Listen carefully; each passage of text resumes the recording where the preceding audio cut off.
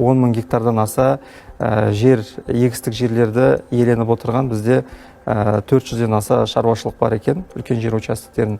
Соның ішінде 100-ден асасы, 115 шаруашылық мүлдем малмен айналыспайды. Бірақ та енді 10 мың гектар иеленетін шаруалар 15%-ын осы жаңағы азық дақылдарын пайдалана отырып, 5 танапта ауыспалы егіс жүйесінде